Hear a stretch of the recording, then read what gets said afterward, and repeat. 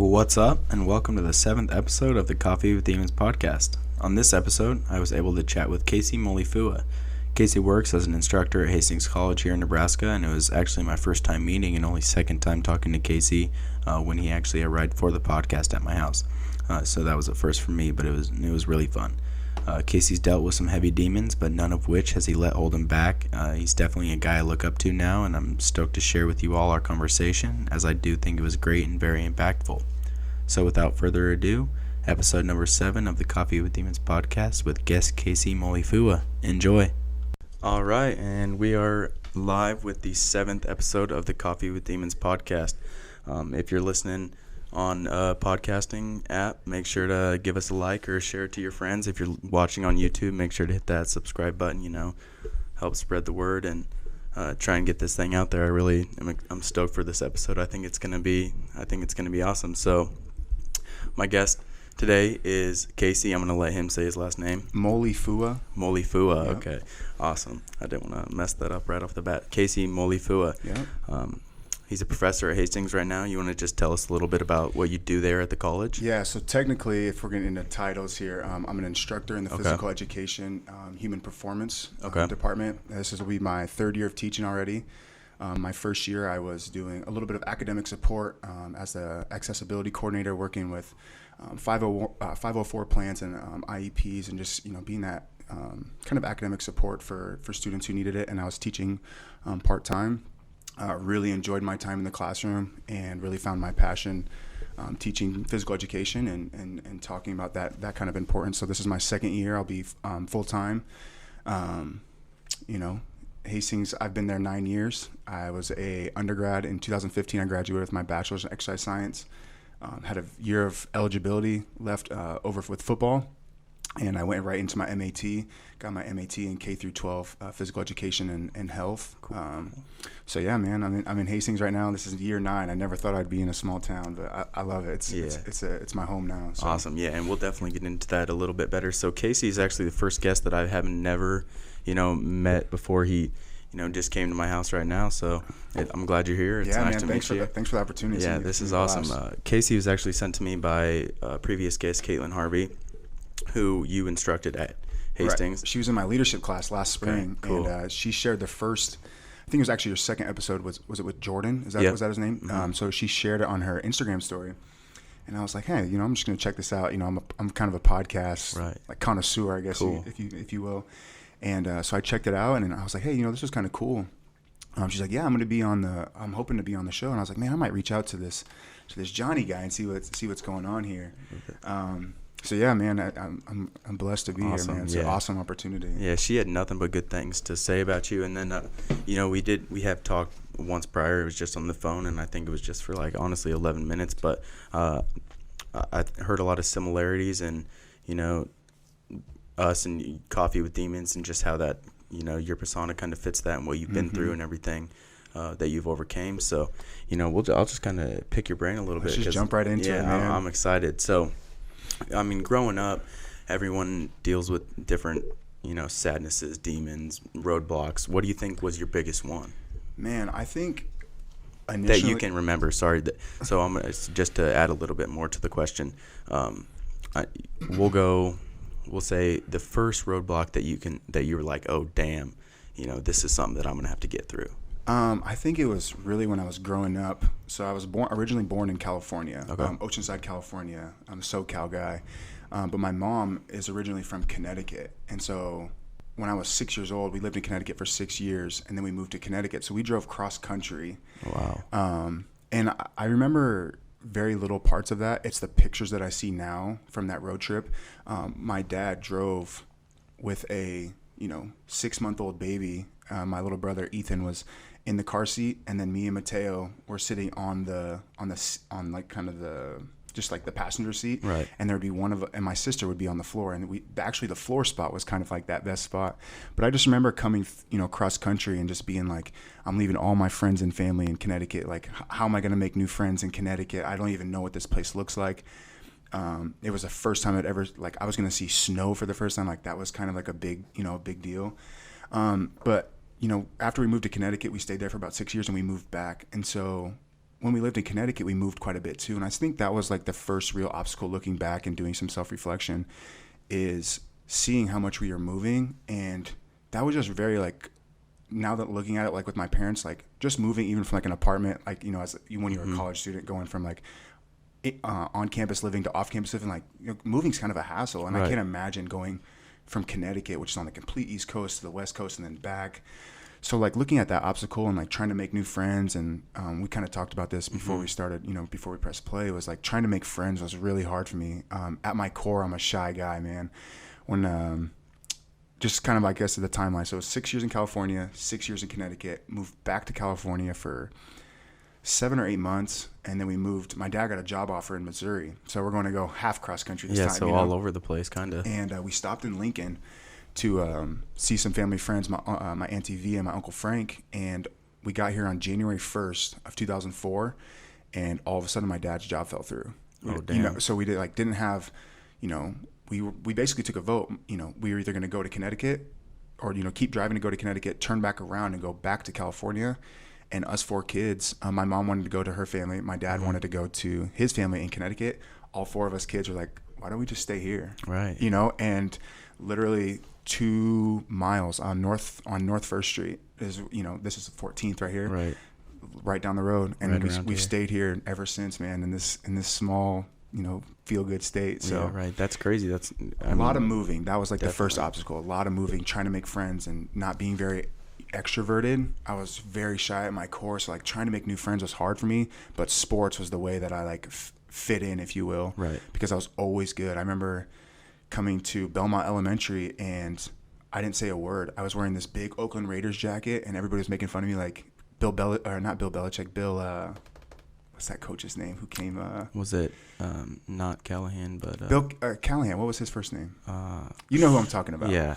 And he came here and like, oh, he used to be the Raiders coach. Like, he's gonna be great, you know. Right. And then we all know what kind of happened there. But so that's how I was kind of like plugged in, was like with football, but PE and recess is like where I was making friends, because they were like, dang, this little California kid can kind of play some, you know, all the games. Yeah. So that's how I really started to kind of break down those barriers of like not being so shy. But I remember public speaking in 6th grade in Mrs. Reinwald's class at Goodrich Middle School. I did an autobiography on Tony Gwynn, my favorite baseball player, San Diego Padre. And that was kind of like the next biggest struggle for me, was attention that I didn't want. So like scholastically, you know, being a learner was really hard for me. You know, my mom said, she was like, you were never diagnosed with ADHD. You were just very active. You loved to be active, and you were a kinesthetic learner. You know, you loved being hands-on. And so I remember giving that speech. I looked down at my paper and I said, the person who I want to do my autobiography on is Tony Gwynn. And I looked up for the first time and I froze. I didn't know what to do. I had 30 other people looking at me and I'm like, I don't like this. I remember running outside of her class, like we were in the portables. I remember just throwing up and like dry heaving because I was so nervous, man. And it's just funny when I tell that story to my leadership class, that the one that Caitlin was in, they're like, you're a teacher now, you know, like how did you overcome that? And it's just practice, man. So it's kind of crazy that, you know, my ultimate dream is to be a motivational speaker. And I have a couple, which I think we'll kind of get into a little bit, but you know, that's kind of my dream. And I think it's because I feel uncomfortable every time, you know, even when I parked my car in your driveway, my hands started to get really clammy. Right. I started to get that dry mouth feeling. And, but I knew from like more self-reflection, I know that when I'm uncomfortable is when I thrive the best, you know, and that's where, and a lot of times when I fail, you know, that's when I'm learning more and more about myself. And like, that's where I think the real learning for me happens, is when I'm very uncomfortable and when I'm failing. And so I think that's been pretty cool. Yeah, let's get into that. We'll just run with that because I know we had talked a little bit about, and not very much at all, but you'd mentioned failure and just how you think that, you know, and I also think that, I mean, I was scared of it. I'm still scared of it to this day. What's that, public speaking? Well, failure. Oh, okay. As a whole. But public speaking, yes, because of the fact that, you know, I might get up and make a fool of myself or fail in some sort of sense. And I think a lot of people are scared of that, and fear kind of doesn't drive people but holds them captive. And for me, I just, you know, at the last guest I had on, Cody, we talked about martial arts and how being uncomfortable is kind of where I like to be, just because, like that's where I do grow, where I do my best work. And so I would just ask you, kind of how did you overcome that sense of fear in failure? Man, to be honest, is like, it's still a fear of mine. I don't think, I think that's like the one thing I really like about the Coffee with Demons thing is like, I don't think it's a one fixed solution. Right. And you talk about it one time and it's automatically fixed the next night when you go, when you wake up. I think it's a forever process. And like I said, like when I pulled up and I put, and I rang the doorbell, like I could feel myself, just like I did in Miss Reinwald's class in 6th grade, like I could feel myself getting to that point. And when I was in 7th, 8th, 9th grade, like I would run from those. And I don't know, I think it was just a lot of self-reflection. I'm a big advocate for just journaling and just writing things out and just letting that be part of my process, or just talking it out with somebody. I see it a lot in the college setting. It's funny because I just did a lesson today. We're in this new schedule. So today was our last day of our block 2, or our 2-week block at Hastings. And so we just barely touched on, I'm teaching like a foundations PE class. So if you were to get an exercise science degree or a community health and wellness degree, what could I do with this? And so one of the disciplines I talk about is sports psychology, and we talk about motivation. And I said, the question I posed, one of my discussion questions was, what's the thing that motivates you to do your best work? And there's probably 4 or 5, and predominantly 98% student athletes. And one of them said fear of disappointment, fear of failure, and disappointing like my parents or my family. Right. And we dove into that question a little bit. And I think sometimes my parents never did it. They just kind of scared the living crap out of me a little bit. They were very tough on me, but they never forced me to do anything. They never, if I did fail, like it wasn't, they weren't going to run and go tell the coach that I needed to get more playing time or anything like that. Like my parents really taught me how to fail.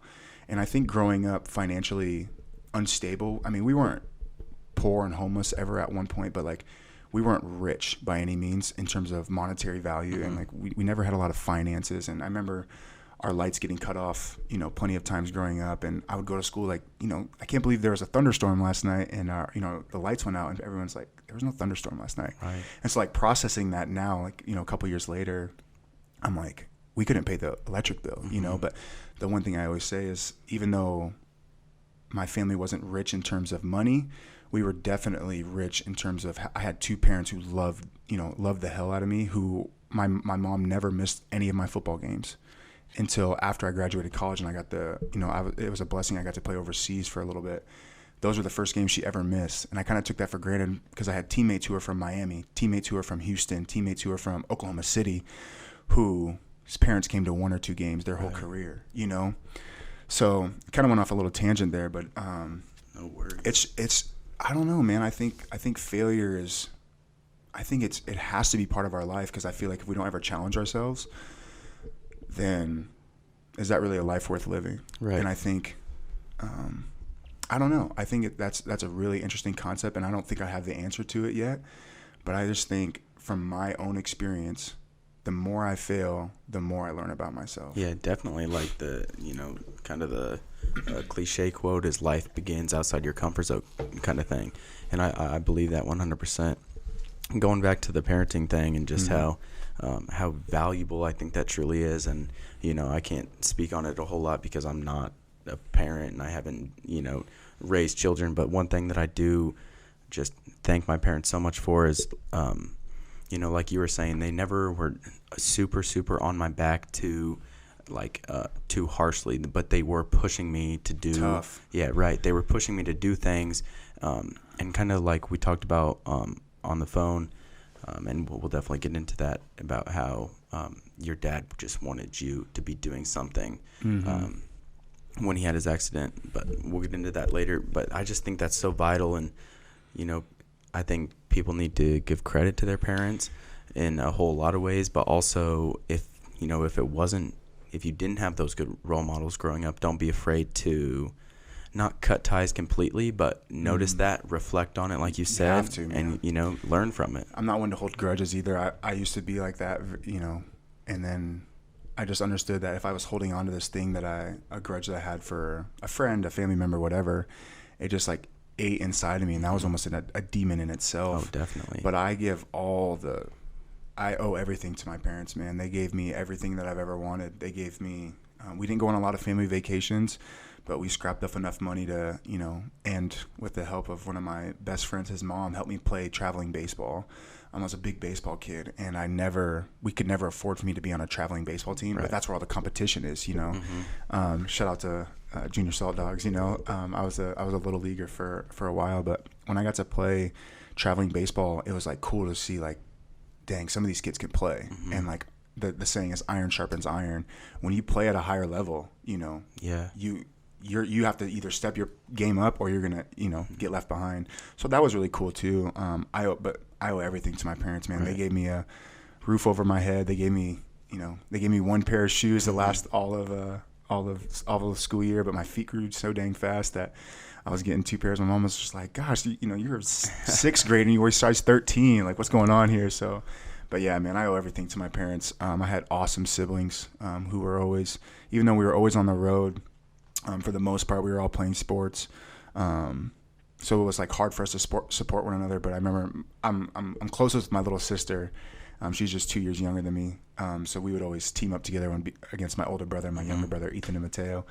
And so me and Michaela would always just sit and tell stories about, oh, I had 6 RBIs tonight. She was a softball player, and she's like, oh, I had 5, and she just, it was just really cool. Like, I had the best support system, and every family has its knots and its wrinkles, but man, and still to this day, I have an awesome family. And I think through what we kind of went through with my dad, which I think is probably the biggest obstacle that I've had to really lived through, and I don't think I've 100% grieved and coped with that all the way through. It's a lot better than when it really first happened. So why don't you explain that a little bit for yeah people? Man, here we go. So when I was a senior in high school in 2011, it was in April of 2011, my dad, first coach, he was my first teacher, really my first motivator for everything, had a stroke and an aneurysm, and that was really tough. That was really, really tough for my family. And so it happened to be on my senior night of baseball. Oh, wow. Yeah, that's... on senior night, it's a big deal. Your parents walk you out and stuff. And I get a call from my coach, Coach Bowles. He calls me. He's like, Casey, where are you? Your mom's been trying to get a hold of you, X, Y, and Z. And he was like, your dad had an accident. You need to go to the hospital right now. And I was just leaving. I was just getting ready to leave North Star's parking lot with my buddy Tyler Sofel. And I look at Tyler, and I was like, I'm not going to the hospital. And he's like, what do you mean? And I told that to my coach too. He's like, you need to go there. Your mom is, waiting for you. So I called my mom. I said, hey, Mom, just so you know, I'm not going to go to the hospital. And she was like, okay. And I was like, Mom, no, you don't understand. Just that same January, we were watching a ESPN special on Ray Maluga. He was a middle linebacker for the USC Trojans. And his dad had some sort of accident the day before one of the biggest games of his career. I think it was his junior year before the Rose Bowl. Mm-hmm. And he told him, me and my dad were watching this. We're balling, right? And he's like, little Samoan heritage. So we kind of had that tie too. And he played for his dad. And my dad just kind of whispered to me, he was like, just so you know, if anything would ever happen to me like this, I would want you to play. And it's just crazy that it was. Yeah, that's a wild experience. I'm getting goosebumps, right? Yeah, thinking about it. I can just feel my dad's spirit. And yeah, man. So I call my mom. I was like, Mom, I'm playing. And she was 100% on board. She was like, hey, that's your choice. She was very supportive. And just like the rest of my life, she has always been very supportive. And so I went and played. And so I'm warming up. I'm just a mess, man. I got my shades on. I'm just tears all, the whole game. I'm playing left field. And my coach calls me in to pitch, man. He calls me in from left field. And so I got to take my shades off. You can't pitch with glasses on. And all I keep doing is looking up at the stands and being like, I hope my dad's okay. But I would really like it if he would come out and walk me on my senior night because it's inning 6. Mm-hmm. My mom and my little sister ended up coming. My dad was getting life flighted to UNMC to have emergency surgery. Just had a lot of swelling in his brain from the stroke and the aneurysm. So had the surgery. He was in a medically induced coma. I want to say 5 weeks. And oh, wow. Yeah, it was a long time. But we knew, like, my dad, again, had this conversation with my mom beforehand and was just like, listen, if something were to happen to me, I don't want to suffer, I don't want to be on life support. Like, I want to be breathing on my own or not at all. And so when he came out of surgery, they had him on life support, and his ventilator, he was taking a couple breaths. My mom was like, all right, guys, your dad didn't want to suffer, during this time. So we just kept playing it week by week. And if he was going to get worse ever, we were going to have that tough conversation. And like 4 or 5 weeks went by, and we were just like, I remember sitting down, and my mom was like, I think it's kind of time for us to do this. Your dad is not getting any better. And we got a call from my dad's nurse, and he said, hey, what are you guys doing? And we're like, well, we're, thinking about coming up to Omaha. I think we're going to, say our goodbyes. And she's like, you better get up here quick because he just woke up. And and so thankfully he was alive and able to like stand up and kind of be on his own. He was mentally handicapped. He was only able to say a couple words, a couple phrases. He knew people's names, but I mean, he had a big smile on his face always, the big kahuna. And he came to all my football games, which was really a blessing to see them up in the stands, him and my mom and my little brother and sister. And we got 8 good years with him. He passed away a year and a half ago, March of 2018. Oh, well, I'm sorry to hear that. Yeah, it was tough. We knew it was coming. I mean, for the first 5 years, 6 years, I know it was really hard on my mom. And we kind of talked about on the phone. So it was my senior year, April of my senior year. I graduated in May, and I was supposed to go up to Hastings to start playing football. Mm-hmm. And so that was really hard for me. I think that was kind of part of this demon with my dad, and that big obstacle was going to school, leaving my family behind. Right. I mean, it's such a transitional period as is, mm-hmm. Leaving a put together family behind can, weigh on your conscience, but let alone having something like that happen and then, having that. Yeah, I remember my freshman year, I was in Weir Hall, and I just remember crying myself to sleep, man, because I just felt so bad abandoning my mom and my little brother and my little sister. I mean, they were only 16 and 14 years old, I knew my big brother could take care of himself. But, yeah, that was really tough for me, man. And I just remember wanting to quit football so bad so I could go home and take care of my mom and take care of my little brother and sister. And I'm a man of faith, and I just kept praying, like, what am I supposed to do here? What am I supposed to do? What am I supposed to do? And I kept calling my mom. She's like, just stick it out. She's like, just stick it out, just stick it out. And so I ended up staying. It was really hard right after I tore my ACL my freshman year. It was tough. I felt like my whole world was crashing. I just kept asking God, like, why me, And I just kept to my teammates. My teammates really saved my life a little bit. I could have gone down a pretty crazy road. And I always say, like, the people always ask me, like, you say you wanted to quit football, and it wasn't because it was hard or anything. 2-a-days sucked. It's nothing what it's like now, but I felt like I was abandoning my family, and that's why I wanted to quit football. Mm-hmm. I didn't want to quit football because it was hard or anything, and I felt like every time I put that helmet on, I always say it was like my 2 hours to escape all the things that I was going, which was like a way of coping with it. Looking back now, I was almost masking it. It literally felt like I could put on that helmet and be a different person. And when I would take it off, reality would kind of set back in. Right. So it was kind of crazy. But yeah, man, we got eight more really good years with my dad. And I think, like I said, I'm a man of faith. And I think that was God just telling me to keep our family close, even, with this catastrophic thing happening to my dad. It's even crazier when my sister, 2 years after my dad had his accident, my sister was diagnosed with Hodgkin's lymphoma as a senior in high school. And so watching her on her senior night, after having her first couple of chemo treatments, I came down from Hastings to be a part of this benefit they were having for her. Excuse me. And I remember sitting at the cafeteria, and we were just talking. I hadn't seen her in a while, and she was like rubbing her hair or like trying to put her hair up. And I remember looking down, and she had a whole wad of hair in her hand. And that image kind of just sticks in my head because I just saw her break down. And I think that she really realized that she was starting to lose her hair.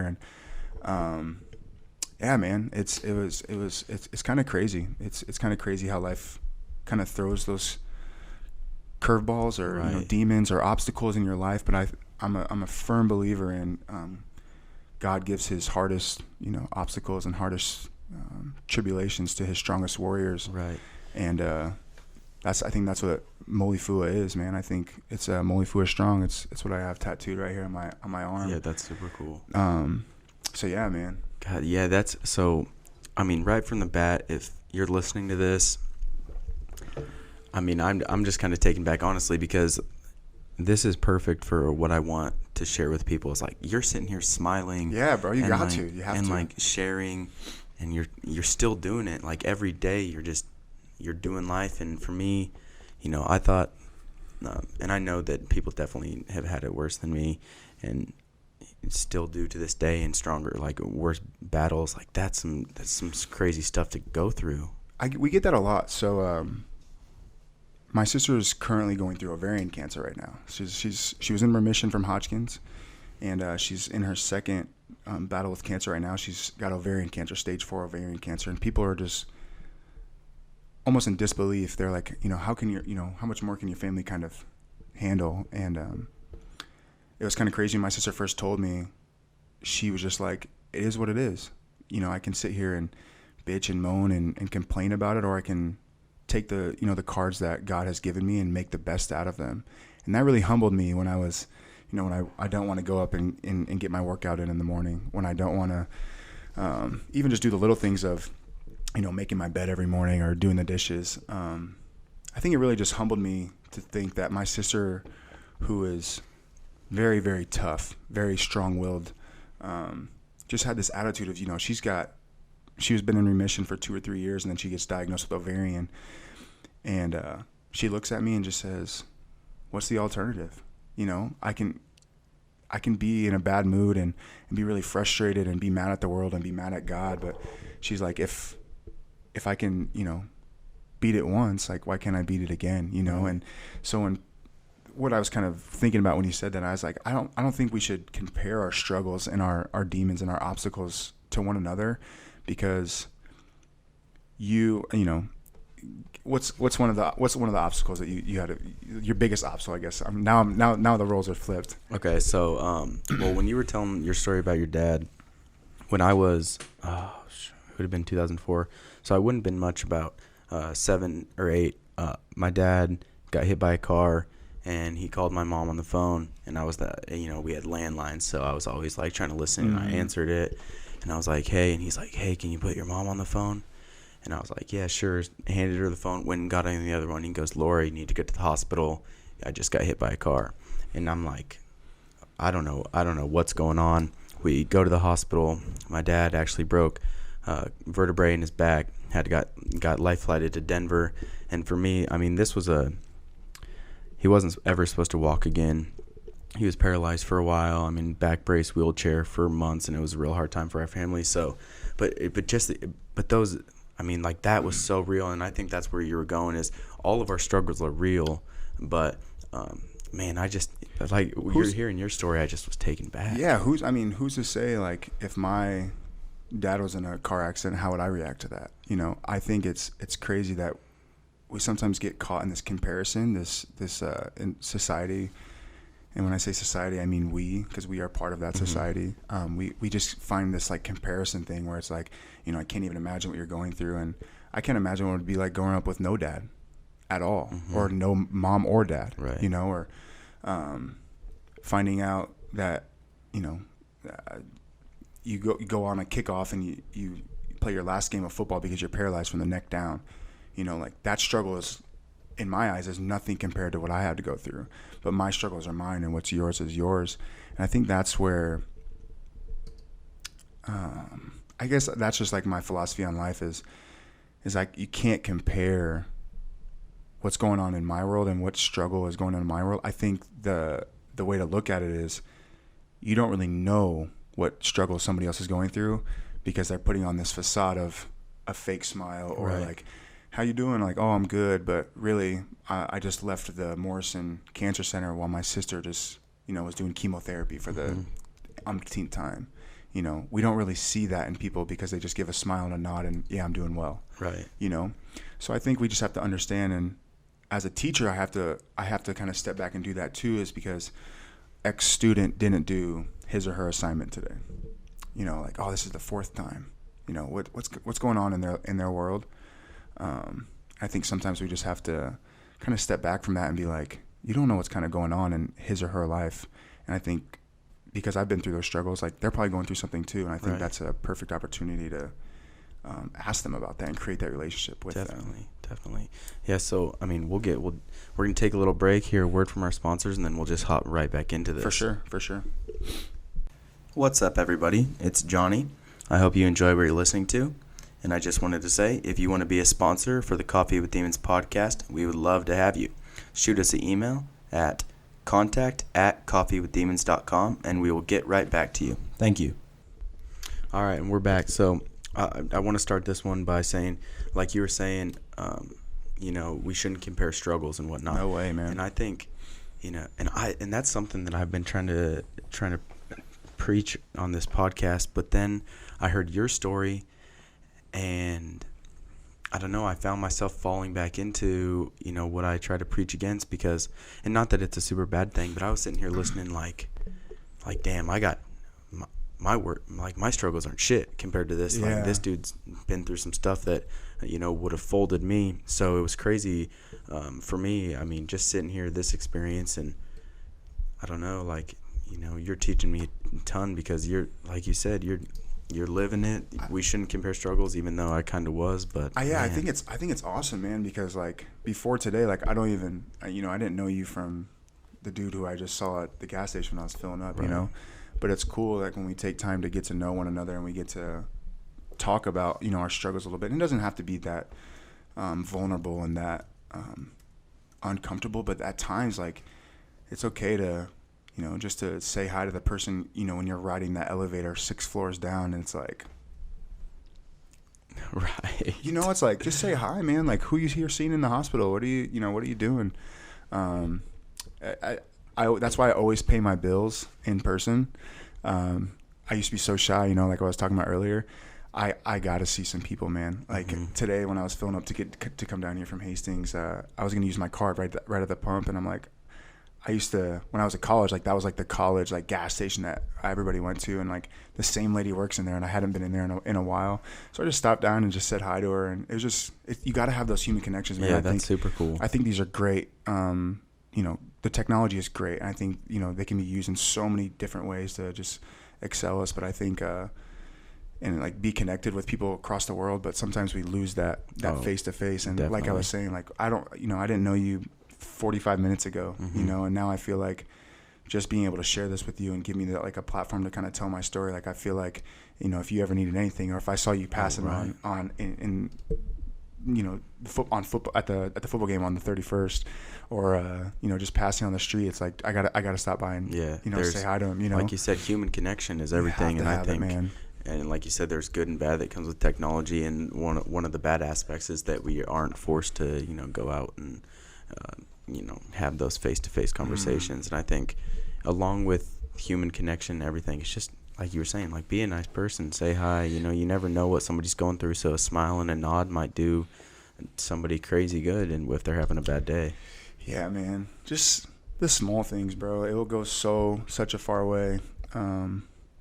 It's crazy because my mom I stopped by to see my mom right before I came over here, and she was just like, it was cool because with everything that's kind of going on with Michaela, there's a family who lives right across the street, and when my dad was kind of going through stuff, my mom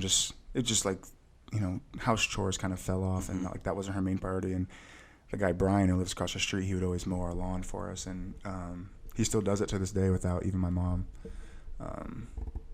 even asking or whatever. And the other day, their daughter, she's like 5 years old, she stopped by and just gave my mom 2 s'mores. They're back in the back patio roasting, and my mom just had she almost like broke down crying, and she was like, you don't understand, like the day that I had, like I was just very kind of in my own world, and just this small knock on the door, and this little girl gave me 2 s'mores. And so she went over and said, thank you to the parents, and then she ended up sitting there for 2 hours and just getting to know her neighbors. She just like, he comes over and mows our lawn twice a month, and I know his name, and I always say hi to him in passing, but I never really got to sit down and have a 2-hour conversation with these folks. So yeah, it's the it's simple really cool. things that lead to like profound experiences that might change someone's view for a lifetime. Man. Yeah, you really never know. You really don't.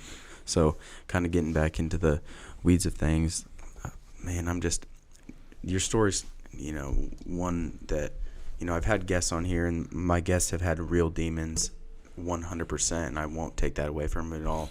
But it was I was I didn't know your story at all coming onto this. Mm-hmm. So like sitting here and hearing just about your dad, and still to this day the stuff that you're dealing with your sister, and I just want to give props to you and say like the things that you're doing and still like living life and being happy is just crazy. Yeah, one of my go-to sayings, man, is you got to find the good in every day. Mm-hmm. Some days, there's good days, there's bad days, there's great days, there's just kind of meh days. And I think my philosophy is if we can find that good in every day, it could be something big, like winning an award. Like that was I have a presentation on April 1st. I got invited to do a campus-wide presentation on April 1st. Cool. And like that, that blew me away, right? And there's days where that my dad passed away, and that was really hard. But there was good to find in every one of those days, and I think that's one of the philosophies that I have, and I try to live by is, find the good in every day. And I think sometimes we get into this this mode of just kind of going through the motions, and that's why I really like to get myself uncomfortable sometimes. I think when I am uncomfortable, I feel like I'm firing on all cylinders, and I can kind of feel myself. You have to. You got to be. Because I've never experienced this before, so I'm gonna, I'm starting to think more, and my brain is processing things at 1,000,000 miles an hour, and I love that feeling. I love that rush. Excuse me. So. Yeah, and I think when you're not, and like you said, like when you're just going through the motions kind of thing, it's super easy to get lost in the past and the future. And I don't think both. And I'm, I've been trying to really focus on the now, and that's super hard. And just like being content, and feeling like something simple as just driving down the street and noticing something that you haven't noticed before, just because you're completely in the now. And I'm not gonna be able to explain that fully, because I don't like truly know, but. Just, when I'm doing my daily tasks, it's like I'm unconscious at all times, because I'm thinking about what happened, or I'm thinking about what I need to do. And I think that's something that people need to get away from and realize that, you're not going to live in the future. You're not going to live in the past. You're only living in the now, right? The now is the only time you have, whether that's in the future, it's still the now. So you need to learn how to kind of, understand how to, be in the moment kind of thing. Yeah. So my thing is what I'm kind of hearing you say is being present, kind of being in the now, right? Mm-hmm. I just gotta ask, like, do you do meditation? Do you do any? Well, yeah. So me and, I haven't been, but I've been trying to get into it. It's super hard for me, and it's something you definitely have to work at. Shut your brain off, right? Man. And I've been trying to, shut my brain off, and it's super tough, hard. This summer, my girlfriend and I, we went on she worked at a yoga studio, a day spa in Hastings, and she was like, "Come do this 5K with me. It costs $10, and you can do you do the yoga session right afterwards." And when I was playing football, or right after I got done playing football, me and my buddy Steven Dunham, we would go, 2 times a week for a while. We didn't want to lift any weights, right? We just want to give our bodies a break. And she's like, "Just do this yoga session." And so I was like, I actually enjoy yoga, so I'd love to go. And afterwards, it was like an hour and 15-minute session. And she goes, "Oh my God, sometimes I hate yoga." And I'm like, "Why?" And she's like, "I can't shut my brain off." And I'm like, "Well, maybe that's something you should practice a little bit. Like it's good for us to kind of just take a step back and just be like, right here in the now. We don't even think about breathing, and that's the one thing I actually really enjoy about yoga. Is once I just start taking 5 deep breaths, I'm like, man, I already feel better, that I'm in control of these involuntary movements and these involuntary things that are going on in our life, on our bodies and stuff. It's crazy. I have not mastered it yet. It's hard. It's so hard for me. Especially at nighttime is like really when I try to do it, even just for 10 minutes before I go to sleep. I really try to be off my phone, and I can like hear it buzzing, or like I know emails are coming in, and the second I check one, I'm lost. I've just lost another hour. So that's something that I kind of try to do too. Is just really stay off my phone before nighttime, before I go to sleep, because I can really try to shut down my brain. And I do leave a notepad with just a pen on it. Oh, that's awesome. Yeah. And if it's something like really important, I'll literally take my notepad in the dark and I'll write this chicken scratch. So yeah, I guess what are some other things that you try to do to whatever those struggles may be, whether they're, catastrophic things like your dad's accident, or, just minor things like, road rage, or, stubbing your toe on the bed. Like, do you, when like adversity hits, like what are some of the things that you kind of do? And I guess I can share some of. Yeah, definitely. I'd like to hear. For me, I'll just use kind of the road rage thing as a simple example, but you got bad road rage? Well, not, and I don't, I'm terrible, bro. I do get angry, but then I try to think, I try to take a step back, and I'm like, oh, people make mistakes.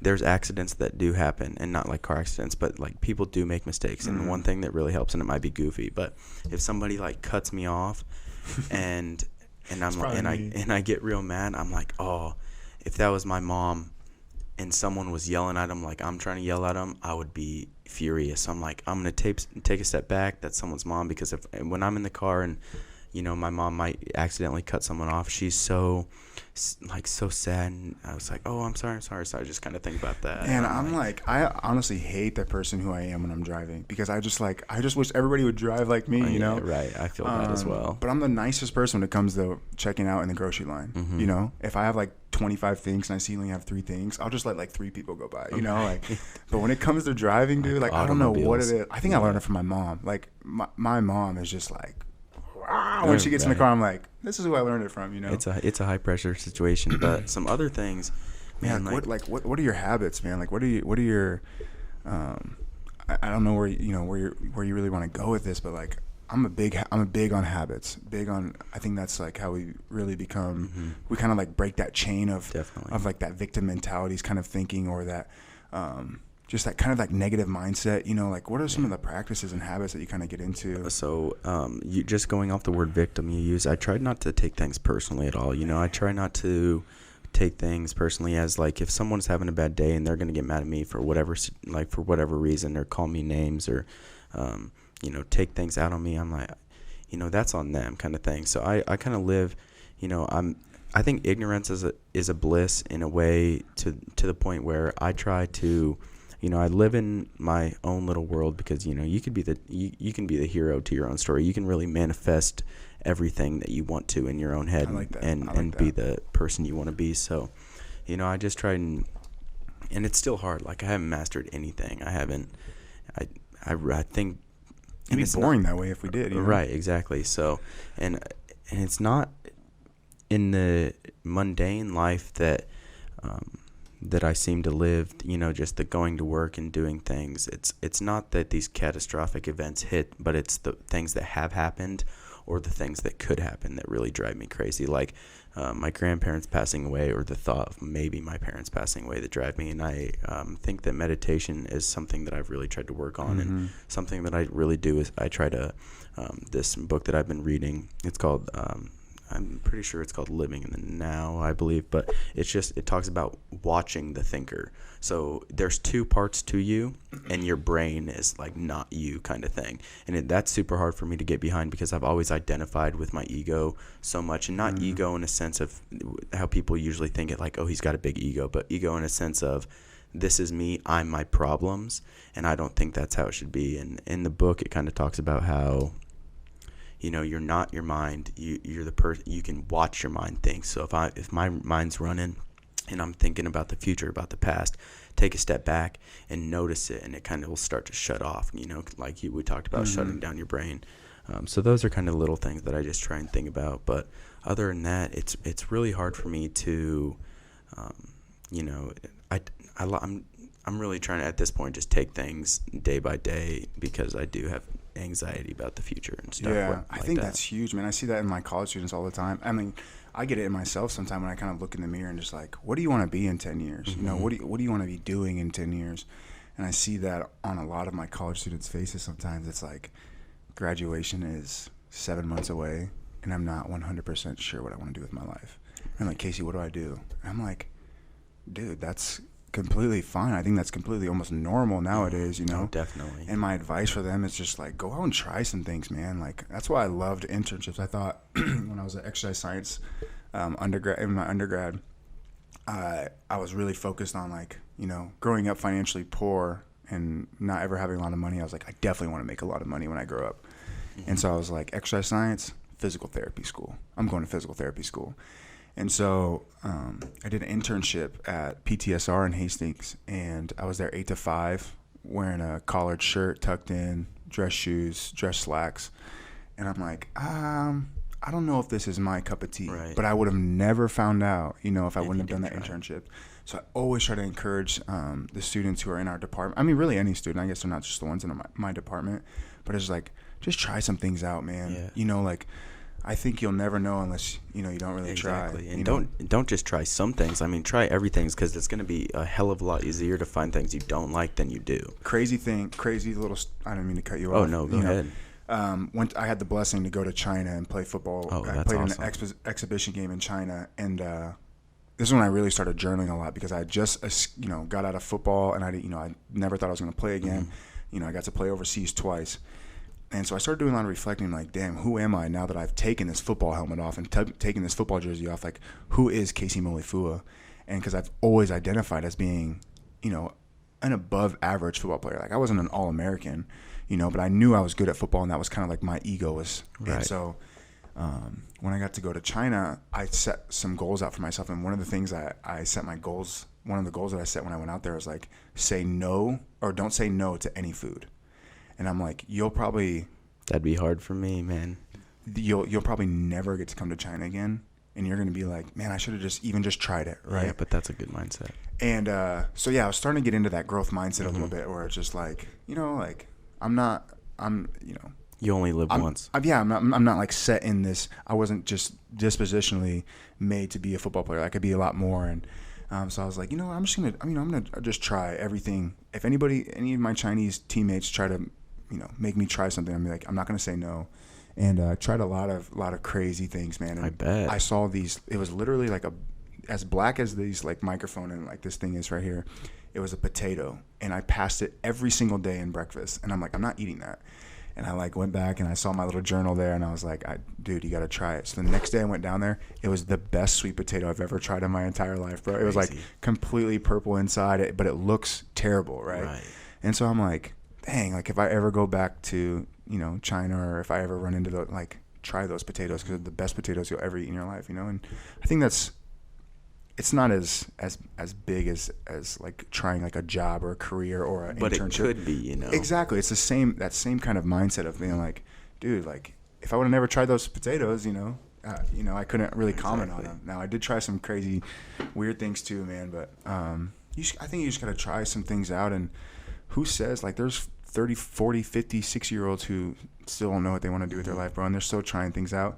And there's 30, 40, 50-year-olds who have been working that same job and they absolutely hate it. And I'd never want to be that person where I'm sitting at a job that I absolutely hate. And I want to make that promise to myself, is be like, definitely, if you enjoy, what you're doing, then I think you're on the right path. And there'll probably be a time where, and that's teaching for me right now, and I do a little coaching on the side. I do some personal training with some strength training on the side. And we can kind of get into that too, because there's a lot of research that says, with strength training and just exercise in general and depression and anxiety, it's it's really cool. It's a great outlet. For sure. I would love to share some of that research with you. So yeah, man, I think if there's that time hits where teaching isn't like fueling me as much as I want to, I hope that I'm able to step away and be like, I gave it everything I had, and I loved it at that time, but I don't want to like go to Hastings College or wherever I may be teaching and be like, man, I don't want to see these kids today. Mm-hmm. I don't want to do them that disservice. You know what I mean? And so, I don't think somebody should ever be held to who they were 5 minutes ago. Like, you are 100% in control of your life, and you can, like I said, you don't have to be who you were. You can change your opinion. You can change your mind, and that's what life's all about, is just growing. And I think about, this is recently Andrew Luck retired from football. Right. And he's getting a bunch of backlash, but if he doesn't like it, I think that's such a, think about how brave that is, man. Yeah, exactly. He's like 9 years, 8 years. Mm-hmm. Oh, he's young in the game. He could have been going for a while. Like my man Tom Brady, man. He's still pumping out tutties. Right. But he just, you know, it wasn't for him and he took a step back, and I think that's awesome because why do something if you're not going to be able to give your all in it? And you mentioned like people who do their job and might like their job, and that's cool. Continue to do that, but don't. I also think a lot of people lie to themselves about like, oh, you know, I like this. If you don't love it, if you don't have a passion for it, you know, life's too short. Why do you think that is, though? Because I think we see that a lot in our generation. A fear of, well, I think a lot of it has to do with having a set, you know, monetary income that people can rely on, which is the sad part about our society. But I think it's vital. I mean, money's vital to live. But I also think that, you know, I don't know, hopefully with this podcast, or the direction I'd like to go is just to get out the word that, you know, find something you love, because maybe people weren't taught that growing up, or maybe people weren't, you know, they were taught go to college, or not even go to college, get a job, make money, have a family. And if that's not for you, it's not for you. If it is, it is. Right. But do what you want to do. Like you deserve your own happiness, kind of thing. Yeah, and I think it has to be a little bit of give and take. I think. Definitely. You know, to start off with, you know, you're a recent high school, college grad. You know, you got to make a little bit of money, and sometimes you may not enjoy the job that you're doing.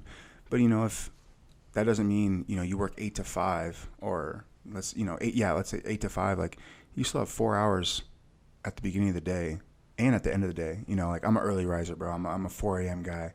I love getting up before anybody else. It gives me that little bit of fuel, like kind of almost that competitive edge. Is I know that there's people who I work with who I'm, you know, when I'm doing my lifting competition, who are, you know, still sleeping. Right. That's kind of that same mentality, that football mentality of like, I'm still competing with people. And so I'm an early riser, but there's still plenty of hours in the day to, you know, you may flip burgers at McDonald's, and you have a dream to get your MBA or go to law school or something. But like, you still have 4 hours at the beginning of the day and X amount of hours at the end of the day to be a lifelong learner and be like passionate, find something. It was crazy. When I first started working at the school, it was really like my first big boy job, right? And I just found myself just getting a little bit worked up, getting just a little bit stressed out, I think just from a work-life balance.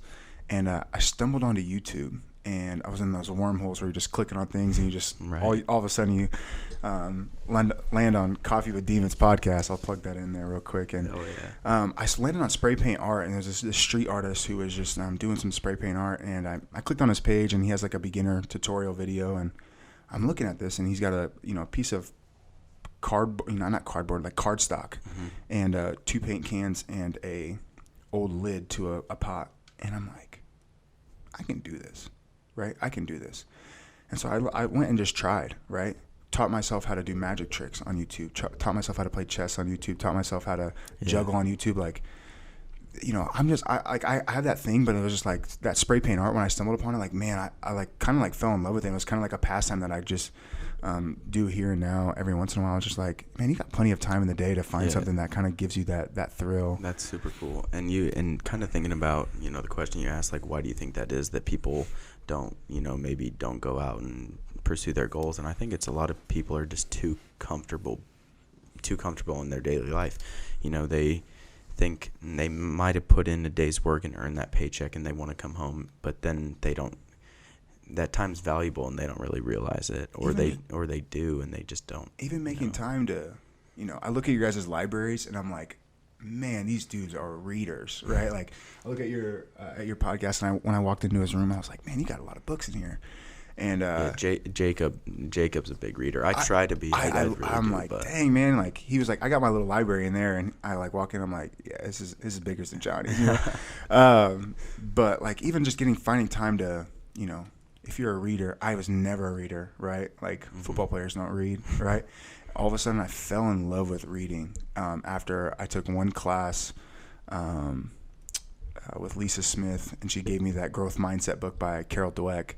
And it was very like researchy, and all of a sudden I was like, man, this is kind of a cool little self-help book. And Definitely. So that was like what kind of got me into reading.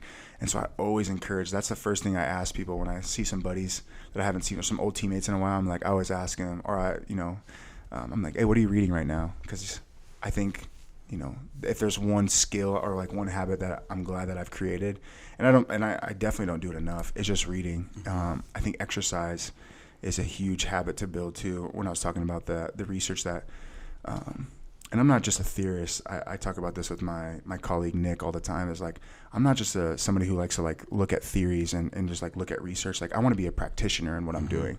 And I think exercise and strength lifting more than anything for me is like, I'm not a runner. I know that from trying to run, right after football. Right. I'm a lifter at my heart, right? And I love the program that I'm on. It's called Starting Strength, and there's a great article written by Mark Ripito on the correlation between lifting. Basically, it says lifting heavy shit and battling depression. And the model's super simple. You do, it's 3-day workout. Monday, Wednesday, Friday is usually what I have some of my clients do, and 3x5 on a low bar squat, 3x5 on a bench or a press, like a standing press, and always deadlifts. And he says the reason why we do deadlifts is because one set of 5 on heavy deadlifts is like practicing and preparing you for life, because life's gonna get heavy at times, and at the end of that workout, it's like, man, I don't want to pick up this 400-pound deadlift. And it's like every time after I get done working out, I'm like, man, I'm so glad I did that. And there's days where I don't want to train, man. There's days where I definitely don't want to train, and every single time I get out of there, I feel that sense of accomplishment. I feel that sense of like, I did this. I have a trainer. His name is Tanner Paxson. He runs his own gym out here in Lincoln, and he really got me onto this program. I was like, dude, I think this is something for you. Very simple, very effective. And right. I always say, thank you, Tanner, for kind of introducing me. He's like, bro, don't thank me.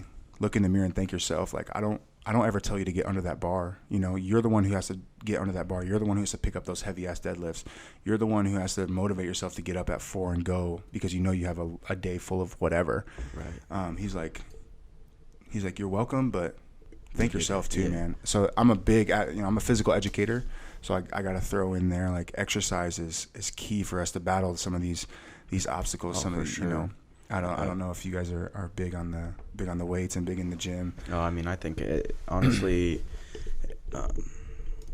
I think it's kind of consumed my life almost to the point where I need to find different other avenues. Just because you're a big workout guy then? Oh yeah, really? I mean, and it's almost like it's what I enjoy, so I'm always gonna do it. But my mom was always telling me, like, find another avenue. Right, exactly, because I do put a lot of time and effort into it, and it's not making me money, and it's not like progressing my career forward, but I do enjoy it. But so I do need to find the happy medium where I can kick back, still enjoy it, but not have to, it doesn't consume like a large part of my day, which it seems to. But I like it. But going back to the word accomplishment, I think that's great, because like doing something you don't want to do, you always will feel accomplished after. We call that voluntary hardship. Yeah, okay, signing up for the hard shit in life just because we know it's good for us. Yeah, and I think that's, people need to push themselves, and this is kind of where it gets hard for me to talk, because I hate telling people what to do, and I hate it sounding like an arrogant or ass or cocky or anything. But I think like I was saying, I think some people have it too easy, and they don't. They don't push themselves, and I think that's why I love this program. Yeah, if you gotta do the stuff that you don't want to do to grow as a person. Like we've just been hitting on, you gotta become uncomfortable. Yeah, I think that's it. One of the coaches, I'm gonna butcher his name. I think it was Coach Trent Figg.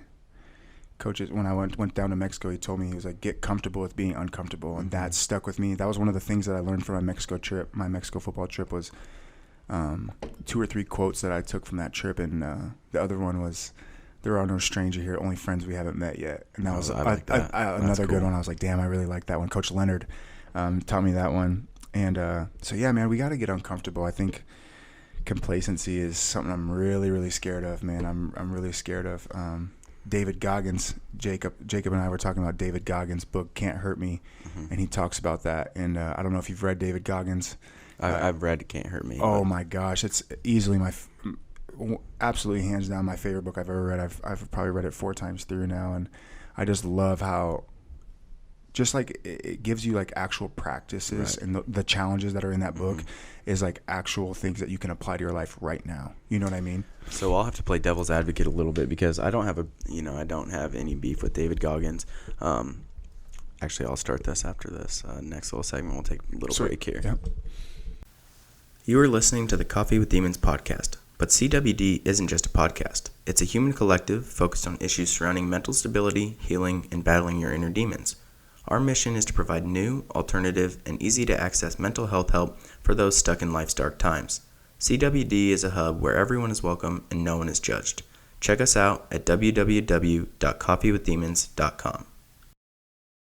All right, so like I was saying, back with Goggins. So, I don't have like a super big issue with him, but I do think that there are times where people can take a step back in their life and be like, maybe I don't need to be pushed this hard. Oh, absolutely. But it's very good for goal-oriented motivation. So no one needs to go out and run 100 miles and be like, if I can't do that, I'm a bad person. So, and like I said, I don't have a huge beef with him because I think he does what he does. But if you're not doing that, or if you're not doing stuff that's super strenuous or hardcore, it doesn't, there are battles outside of that and ways to push yourself, right. And that was really all I had. We talked about it earlier, was comparison, right? Yeah. It's like, I'm not David Goggins, right? And, but I think when we start comparing ourselves, like, I'm never going to beat the pull-up record, and he talks about limitations and stuff like that. But my philosophy on, like, when it comes to, like, learning, especially, like, reading and stuff, is, like, and I think being a student, I'm a firm believer in you have to be able to learn something, like learn someone's philosophy. Like David Goggins is hardcore, authentic, has lived through a bunch of shit.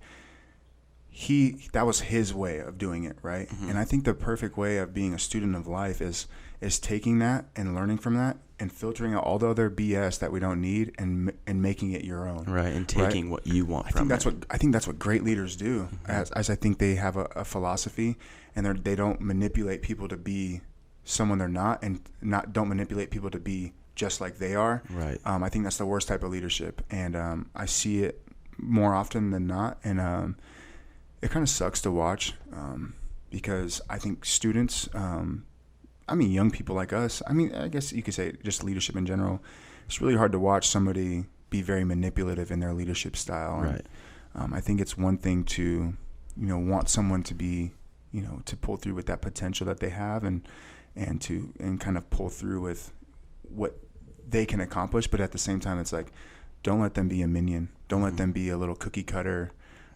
Casey Molifua. Like when I teach my leadership class, that's one of the first things I talk about. Is like, listen, when we talk about sports and leadership, I'm a firm believer in self-leadership, but I don't ever want it to be, if I have 30 people in my class, I don't want 30 other Casey Molifuas. Right. You know what I mean? I think that would be, I would be doing myself a disservice too.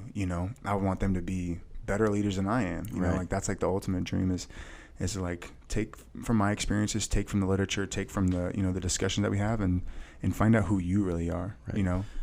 A classic picture or like just diagram that I think about when I think about leadership, it's like bad leaders, and it's someone who is like on top of the heavy brick and whipping the people pulling the brick, and a good leader is someone out in front, helping them push it up the hill. Yeah, and I think that's great just because, you want to give them what you're doing and let them take from that, like you were just saying, and learn from it, but also use other things. And I think that's, I think I've always kind of been a natural born leader, and I hope that I've never been someone who, says do it this way. And I don't think that it's not one size fits all, man. It can't be. Exactly. And I think originality is key to everybody. I do think there are people that aren't like not necessarily fit to lead, but I don't think that's a bad thing either. I think if you want to sit back, and I still think there's ways to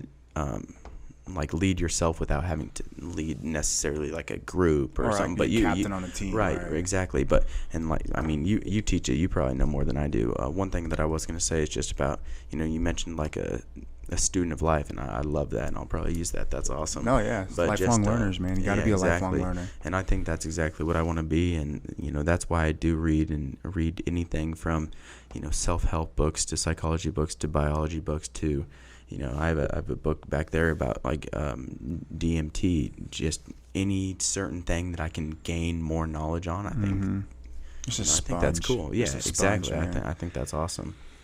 Yeah, man. I think as a leader, and that's the one thing I really like about that podcast is what we kind of talked about when we had that phone call was like, awareness can only go so far, right? If we look at it like a tier system or a hierarchy, awareness is kind of like that bottom foundation. Like if you don't know, then you can never even get to like accomplishing your goals or to like changing the person that you want to be. We talked about how awareness is kind of like that builder's first block, that foundation, and then that second block that we kind of talked about was having a plan of action, which we kind of talked about. Like, yours is, you say like it's working out, trying to get into meditation, right? Trying to to read books more and kind of give that time for yourself. I think the hardest part, man, and that kind of separates people more than anything is that last tier, is that execution tier of being able to see what that bottom layer of like what I want to change in my life, making a plan for it, and then actually executing it. Man, it's tough. It's really tough. And I don't think I have all the answers because there's goals that I have had on my on my sheet that have been on there for 3 weeks that I know I should just knock out. I'm a big list guy. Same. Yeah, same. And I just love having just like and just cross it out. I get a little bit of a little dopamine, serotonin in there, and just get that little of just crossing stuff out all the time. And every time I redo my list every week, there's the 3 things that I need to do, and it's like, dude, how long are you gonna wait to get an oil change? You know what I mean? Exactly. It's like I got to do it, but it's nobody's perfect, and I think that execution is tough, man. It's really hard, and like we talked about earlier, it doesn't come overnight. No, definitely not. Something you have to work at, and like acting on stuff that is you can get lost in those tiers, like you're saying. You could be. And I'm going to like refer back to the book I was reading just on being in the now. You can be like deeply unconscious and not have a clue, but you can also be unconscious as like you can be aware that you have an issue, but if you don't do anything about it, you're still stuck in that rut. So I could know that like super simple. I could know that I have a problem.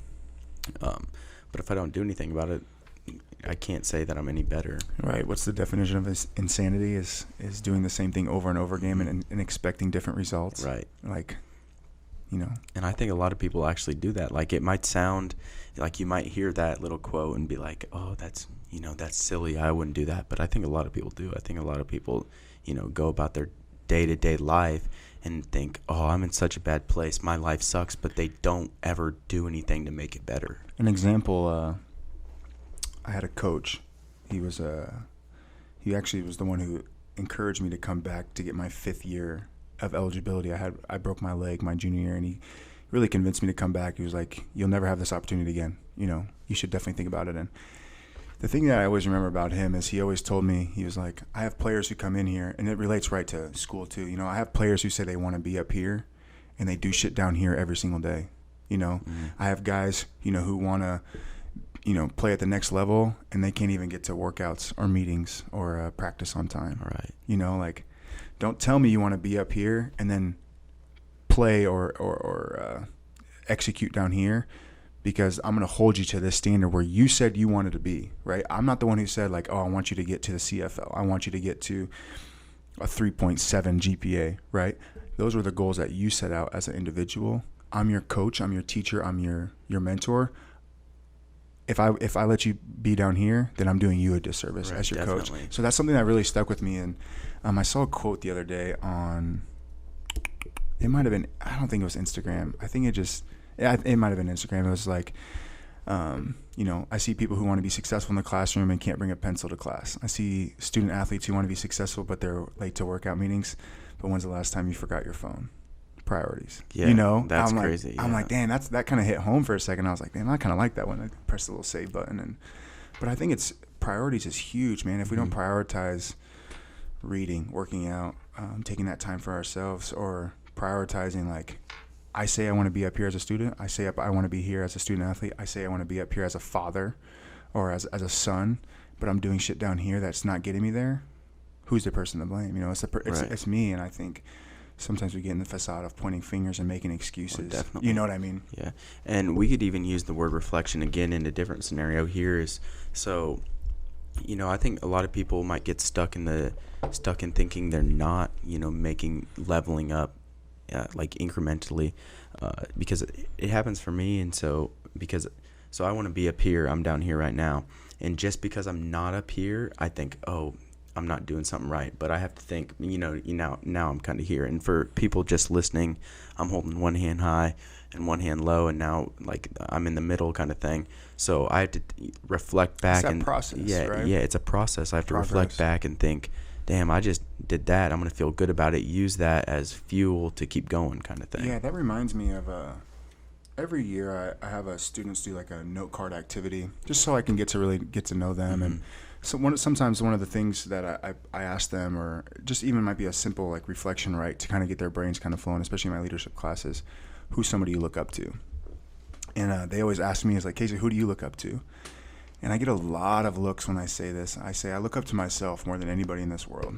And the reason why I say that is I want to, like, when I was a first-year teacher, I thought about being what my third year of teaching would look like, right? And if I'm progressing to be that person 3 years from now, right, like in my fifth year of teaching, I should be a better teacher than I was my third year of teaching, right? And so I look up to that person, a year, 2 years, 5 years, 10 years down the road, and I say, if I can keep looking at that person and chasing who I want to be, and I'm still progressing, then I'll never be disappointed in my life. And so that's why I always say, like, who's the person you look up to? I'm like, Casey Molifua in 10 years. Yeah, that's awesome. I've honestly never really thought about that, because like you were saying, there's everyone's like original, and you can't, like I don't want to be like a Casey Molifua, right? I want to be a better Johnny Geethline kind of thing. So I think, that's a great thing to kind of visualize there. One thing that I was gonna just give props to you on is, so you seem like a great leader just from this conversation, and so when you're teaching, there was one quote by Gandhi, and I got it, and I think it was Gandhi. I got it from a Duncan Trussell, actually said it, but it goes something like, a mom and a son came to Gandhi, and the mom was like, can you tell my son to quit eating sugar? And he said, come back in a week. And so the mom and son come back in a week, and he goes, quit eating sugar. And the mom was like, why couldn't you have told him that a week ago? And Gandhi says, well, I needed to know that I could do it for myself before I preach to anybody about things that I might not be able to do. And I just, that's kind of been in my head this whole time, because you might say this kind of stuff, but it really is like you practice what you preach kind of thing. Yeah, I think that's the hardest part about being a leader. I think, like you kind of said, like sometimes there's people who are just naturally born leaders. My whole life I've been told that, Casey, you're a different breed. Casey, you have this potential of being someone who's very influential to people, and that's kind of like a lot of pressure when I was growing up. Definitely a lot of pressure. I used to take it to heart when I was not voted captain on my teams, but I would have parents, coaches, teammates who were like, you may not have a C on your chest, but you're the best leader that we have on the team.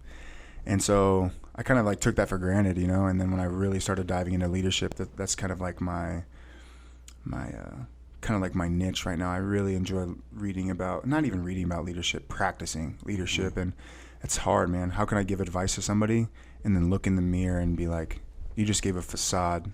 Right.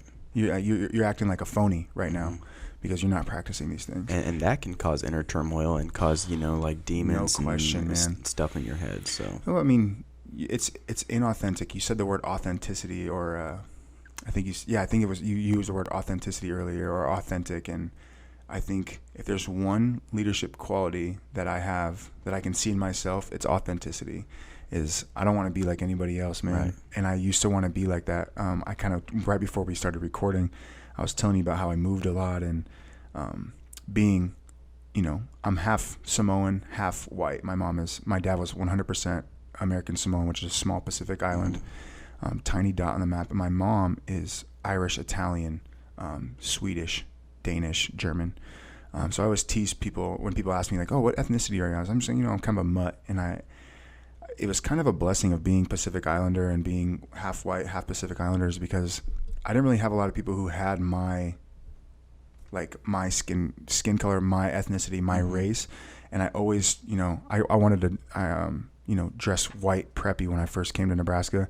Then I wanted to dress, what is termed black when, I wanted to get some, some Dada shoes with some spinners in them, but then I was like, why am I always trying to fit in? I should just wear what I want to wear. Right. And it kind of got in the facade of I'm only going to wear Polo Ralph Lauren now, and like now all I wear is George t-shirts from Walmart and some of my own clothing. And, it's such a facade, man. I just think it's funny. And so I think one thing that I really, really appreciate about myself, and when I look in the mirror, I'm proud of myself, is authenticity and just being absolutely raw and just, very what's the word I'm kind of looking for? I guess it's just authentic and just being one of one, right? It's just one Casey Molifua, and I don't want anybody to be like me, and I don't want to be like anybody else. Yeah, and I think that's awesome. And I kind of think about like being transparent as well as just like being totally who you are at all times, and I think that's great, and that's what I would definitely want with Coffee with Demons. I don't want to put up a fake, like I don't want to get on Instagram and say, that's not a good example. I just don't want to fake anything. I want to be transparent. Like, yeah, and that's why I have a hard time. Shout out to Jacob. He does great editing on the videos and whatnot. And people see that and they're like, oh, you're doing such a good job. And I'm like, yeah, that's not me. That's my homeboy for sure. So he helps me out a ton, because if it was me, it would be a lot less. It'd be multiple steps back. But I'd still put it out because, I just want to show the raw process, like you think. I think raw is a great word. When I first started, I know you want to touch on it. When I first started this you versus you stuff, let's definitely get into that. Yeah, I started put out like 2 or 3 videos on YouTube, or not YouTube, on Instagram, and you versus you was just like this thing that kind of came to me after my dad kind of passed away. I started thinking about it, and I literally started dreaming about this you versus you stuff. And I started putting some videos on Instagram, and I leave them up now because I don't ever want to go back to that. But I feel like I was kind of doing that at first. I was kind of doing it as a facade, and I was looking for a couple likes, couple comments, and I didn't really like that. But I leave them up because I don't want to. If I'm not living it, then I shouldn't be preaching it, right? And so after a while there, when I first put up my first couple of videos, I took a break, and people were like, why aren't you putting up videos anymore? And I'm like, I don't know if I'm really living that lifestyle that I'm preaching to people. Yeah. And I think, like we kind of talked about, it's part of that process, and it's part of that kind of that step-by-step thing that we kind of have to go through. But I was like, man, I'm not really. My girlfriend asked me, she was like, you haven't put up a video in a while. And I'm like, because I'm not living it right now. Right. And when I get back on it, it's like it's ebb and flow. I'm just like kind of there, kind of not. I'm like it's inconsistent. So, and then I started thinking about it. It's like it's not really about me. This you versus you stuff is what you versus you means to me might be something completely different than what it means to you. And I think that's like the joy of it. Now, as I try to get, motivationally speaking a little bit and getting out there and doing some more presentations, I think it has to be a little bit more about my story and what it means to me. But that's the one thing I want it to be, is I want it to be the most authentic. I don't really like calling it a brand because I think it's more of a mindset and a lifestyle of saying, if you want to be a leader, you got to be a self-leader first. And the reason why I kind of have it written backwards like this is because it forces me to look in the mirror. And when I look in the mirror, that's a lot of times where it's like motivation, inspiration has to come from within. If I'm doing it for an extrinsic or an external, reward or stimulus, then I'm not going to be 100% bought in. You know what I mean? Oh, definitely. And I think that's great. I think, I think that mindset's awesome. I think that's a great brand, a great mindset to have, and it just forces you to hold yourself accountable. Like there's no, it's you versus you. There's, you can't compare yourself to anybody else, and at the end of the day, it's what you did kind of thing. Yeah, man. I think it can go down to I really look at it like as choices. The first thing that I write when I give people, or when people buy T-shirts, I have a little write up on it, and the very first thing that it says is, "You are your greatest coach and your greatest obstacle. You are your greatest asset and your greatest enemy." And I think that's it's like that. It's almost like that devil and angel that are kind of on your shoulders, like, should I do this? Should I not do this?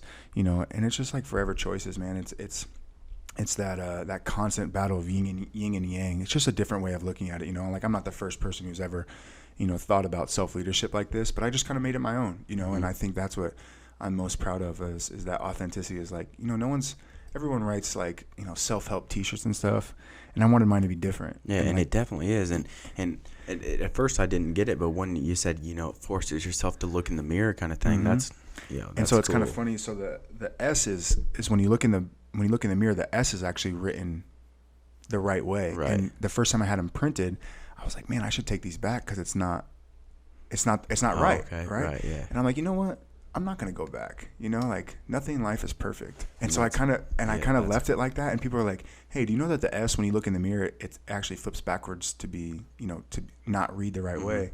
And I'm like, hey man, nothing in life is perfect. Life isn't fair. There's going to be road bumps along the way. So, and I have a couple tattoos, and but no words, and the only words, not the only words, but words that I want nothing's perfect, and I want it messed up, because that's been such an issue for me in my life, is this thought that everything has to be perfect. Like, I'd write something down, and this was so bad for a long time, and I'd write something down, and then I'd be like, oh, that doesn't look right. You're not the only one, bro. Oh yeah, and exactly. I wrote a letter to somebody the other week, and I went through 3 envelopes because I didn't like the placement of the address letter. Right. And it's weird, bro. Like, why do I do that? See, so those are the answers. I get it, man. Perfection is a definitely one of those silent killers. Oh, it really is. So, I've definitely been trying to work on that too, and understand that, life is going to continue no matter what, so you can't dwell on the little things like that. Biggest lesson I learned from my dad passing away is this life doesn't stop for anybody, bro.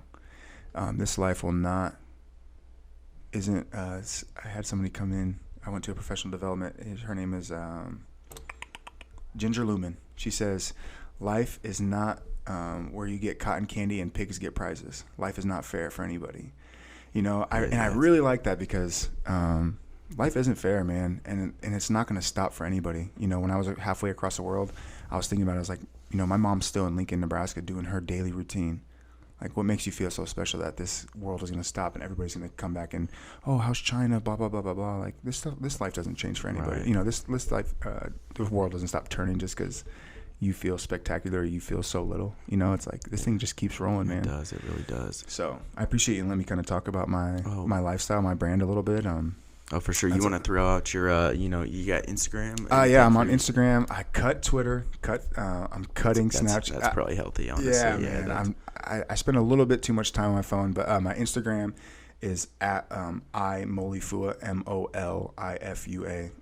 So Molifua is just a lowercase I, capital M, Olifua. But yeah, man, I just don't put a whole lot on there.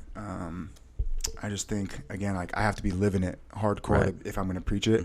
Mm-hmm. But every once in a while I'll throw on, this is like the first and only T-shirt that I have. I think it's going to be a one of one. I don't think I'm ever going to remake this T-shirt. I'm thinking about that's super cool. Dropping a hoodie and a crew neck for the winter.